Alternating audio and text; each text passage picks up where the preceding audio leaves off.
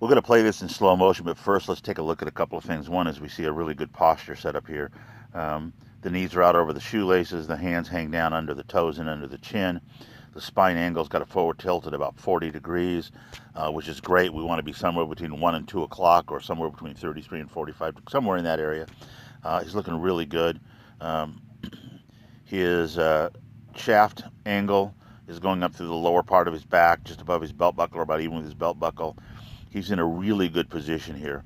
So let's go ahead and play the swing in slow motion, and we'll see what's going on. Nice rhythmical takeaway. Club staying inside the plane. Nice. He's a little flat there. And then he comes back into the shot pretty nicely. But what happens is he's not able to rotate because his right knee moved out and away from his body line. Or actually, a better way to say that is it moved towards the golf ball. If you'll see, let's clear all this out of the way. And let's just focus right here on the knee. We'll blow that up a little bit so it's easier to see. We'll focus right here on the knee. And watch how the knee moves out. Well, it's hard to see that. We'll probably make it bigger. I don't know if I can or not, but you can see on the way down. See how the knee is moving out instead of towards. The other knee, it moves out and around. That puts him up on his right toe.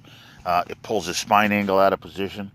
What we want to be able to do is rock to the inside of that so that when we end up without this big gap right there.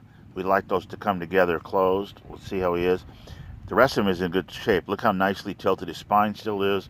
His left arm is down in the waiter position and a great finish.